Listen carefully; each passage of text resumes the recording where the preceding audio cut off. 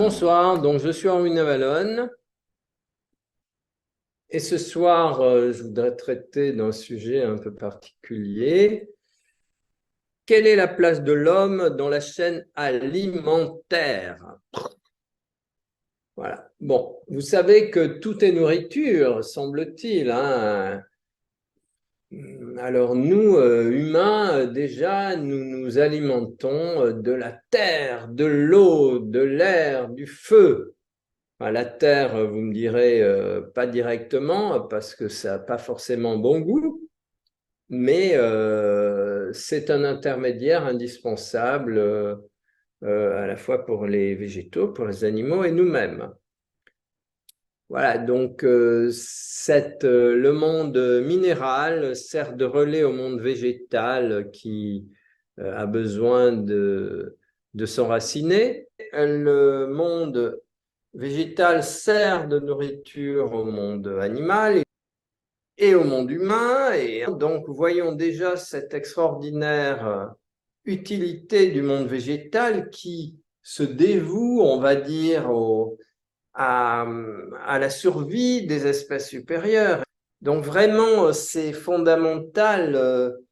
Si vous voulez, c'est comme un interchange absolument prodigieux. On voit aussi que, voilà, et donc les humains viennent en quatrième position. Ils s'alimentent des végétaux, des minéraux. Vous voyez que normalement, les végétaux prennent racine chez les minéraux, que les animaux s'alimentent des végétaux et que les humains eh bien, s'alimentent des végétaux et des animaux.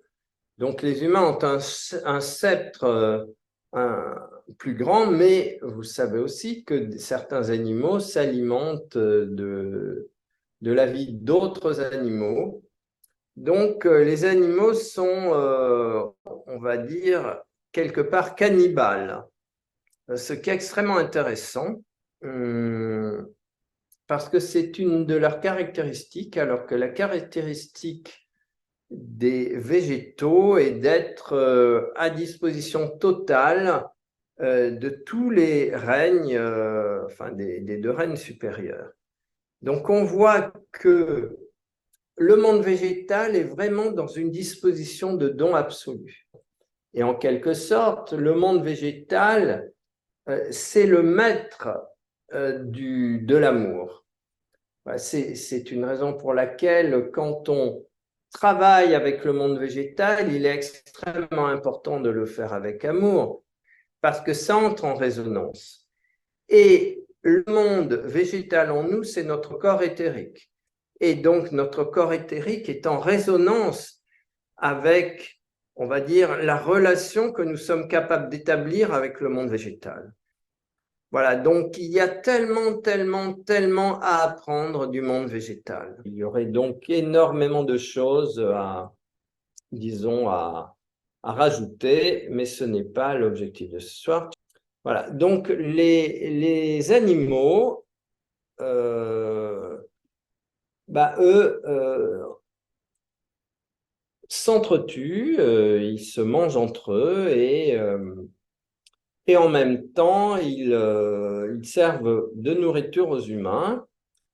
Donc, on peut dire, et ça c'est une relation très très ancienne, que manger les animaux, c'est absorber l'instinct de guerre, euh, l'instinct vraiment de cannibalisme ou de destruction à l'intérieur d'une espèce.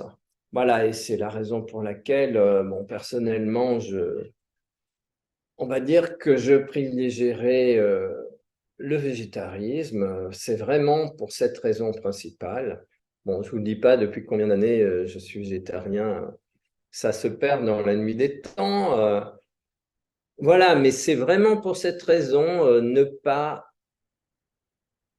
servir à la force, ne pas donner des énergies à la force de destruction. Euh, j'ai assisté à une conférence une fois tout jeune à une conférence d'Omra Mikhail Avanov et il a dit autant de sang animal versé, autant de sang humain. Voilà, et le jour même, j'ai arrêté de manger de la viande. Je ne voulais pas être responsable on va dire, de ces massacres qui continuent, qui n'ont jamais arrêté, qui continuent. Voilà, et ça, c'est vraiment, si vous voulez, l'animal contient cette énergie de compétition extrême entre les différentes catégories. Hein. Si vous voulez, les humains, les animaux sont une chaîne alimentaire interne où les plus petits servent de nourriture aux plus grands. Et on le voit très bien chez les poissons. Et si vous voulez, on a aussi cette conséquence qu'en se nourrissant de la chair des animaux, eh bien, les humains les plus défavorisés servent de nourriture aux plus, aux plus riches, aux plus aisés, aux élites. Donc, si vous voulez, actuellement, on ne se rend pas compte à quel point les classes défavorisées ne sont rien d'autre que de la nourriture pour les élites, qui les traitent exactement comme les animaux supérieurs traitent les animaux les plus petits. Voilà, et pour moi, il n'y a pas de solution tant qu'on continue à manger de la viande. Je ne sais pas si vous savez que l'origine des castes en Inde, des castes inférieures, vient de ce que, à une époque ancienne, des humains, des Indiens ont commencé à tuer les animaux pour les vendre. Voilà. Et c'est devenu les intouchables. Parce que si vous voulez, antérieurement, la société indienne était intégralement végétarienne. Et à l'époque, les Indiens qui étaient voyants ont vu à quel point l'aura de ceux qui massacraient les animaux pour de l'argent et pour les manger pour de l'argent était d'une obscurité effroyable. Alors bien sûr, il faut faire une différence. S'il n'y a rien d'autre à manger, eh bien, l'animal se dévoue volontiers. Et par exemple, les Indiens d'Amérique faisaient une prière aux animaux avant de les tuer, mais aux bisons notamment, mais c'était toujours uniquement par rapport aux besoins on va dire, de survie et jamais pour le vendre. Alors, si vous voulez, justement, les animaux évoluent en fonction de la capacité qu'ils ont à se mettre au service des humains. Et donc, on a donc 5 groupes d'animaux, on va dire, pilotes, qui sont les chiens, les chats, les chevaux, les éléphants, et puis je sais pas, le 5e, vous le trouverez sans moi. Voilà, et puis il y a tout un tas d'autres animaux, notamment les vaches qui servent à purifier l'atmosphère des lieux où elles se trouvent. C'est pour ça qu'elles sont sacrées en Inde. Et voilà, donc le monde animal, en tout cas, est d'une diversité absolument extraordinaire et symbolise un peu tous les niveaux émotionnels que l'être humain est aussi capable de ressentir. Et donc, vous avez,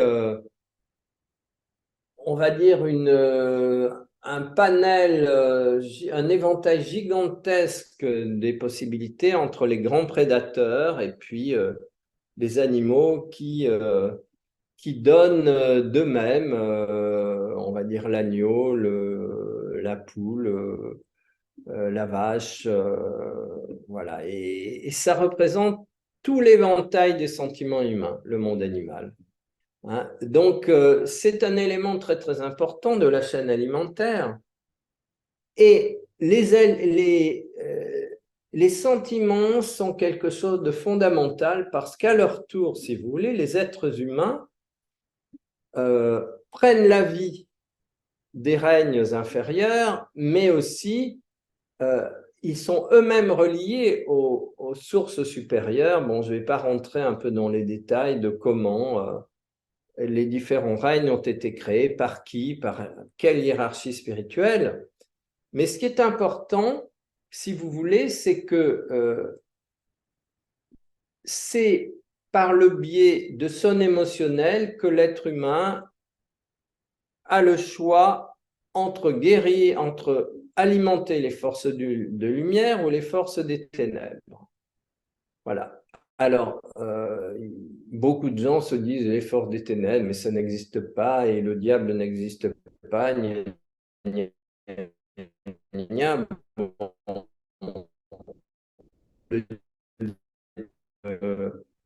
diable signifie c'est ce qui est double. Voilà, le diable, c'est l'expression de la dualité. La dualité existe, elle existe en tout, elle existe en chacun d'entre nous. Voilà, si vous voulez, notre corps physique vit dans la dualité, alors que notre dimension divine vit dans l'unité. Et ça, là aussi, c'est tout un monde à investiguer. Et donc, eh bien, nous avons la possibilité de nourrir les forces de division ou de nourrir l'unité. Si vous voulez, à chaque fois qu'un être humain est dans l'amour, dans la bonté, dans les sentiments les plus merveilleux, il émet une vibration, un genre de parfum qui font que les anges viennent respirer son parfum exactement comme nous allons respirer le parfum des fleurs quand on a un odorat, on va dire, capable de le faire. Voilà, donc vous voulez, les êtres qui sont dans le don reçoivent les protections des mondes supérieurs parce que, comme nous, les roses, nous allons les soigner, les couper quand il le faut, de façon, on s'en occupe, et bien eux, ils s'occupent de nous. En revanche, tous les sentiments, on va dire, de colère, de haine, de rancœur, de rancune, tous les sentiments de violence intérieure qui en réalité détruisent notre corps et détruisent notre âme, notre psyché, vont attirer d'autres forces. Et si vous voulez, elles vont attirer tout ce qui est obscur en nous attire l'obscurité, tout ce qui est lumineux en nous attire la lumière, tout ce qui est obscur en nous attire la laideur, tout ce qui est lumineux en nous attire la beauté, tout ce qui est obscur en nous attire la violence et tout ce qui est merveilleux en nous attire la paix et ainsi de suite. Donc, si vous voulez, c'est nous qui construisons notre vie, c'est nous qui, sans le savoir, attirons ce qui nous arrive. Et, et donc, on ne va pas rentrer dans le descriptif de qui sont et comment fonctionnent ces forces invisibles de lumière ou d'obscurité. Ce qui est important, c'est que nous avons en nous le pouvoir d'attirer ce qui correspond aux sentiments que nous émanons. Voilà, et donc ceci nous invite vraiment à être extrêmement attentifs et vigilants à la façon dont nous fonctionnons émotionnellement. Et ça nous invite aussi énormément à travailler sur la purification de notre monde émotionnel. Et c'est ce travail qui est proposé dans les méditations Merkaba Maitreya. Hein. C'est un grand travail de nettoyage intérieur destiné à nous relier aux forces de lumière qui viennent ensuite nous aider. Voilà, donc c'est une immense chaîne de travail, de l'énergie entre toutes les formes de vie. Voilà.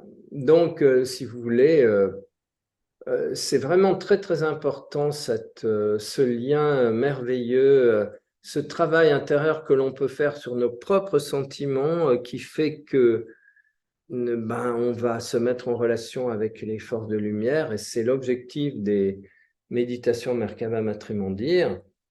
C'est vraiment de nous permettre ce travail de transformation intérieure. Ouais, et je voulais ajouter, donc, si vous voulez, ce sont les forces obscures qui créent les insectes, les insectes, on va dire, porteurs de maladies comme les moustiques, les mouches et toutes ces, et les scorpions et les machins et les trucs et voilà. Et si vous voulez, ces insectes sont vraiment un bon exemple de comment fonctionnent les forces obscures. Ils se cachent et ils nous attaquent dans le noir. Et ça, par exemple, les moustiques, c'est absolument évident, mais même les mouches, c'est la nuit, ça se met à tourbillonner, gna gna.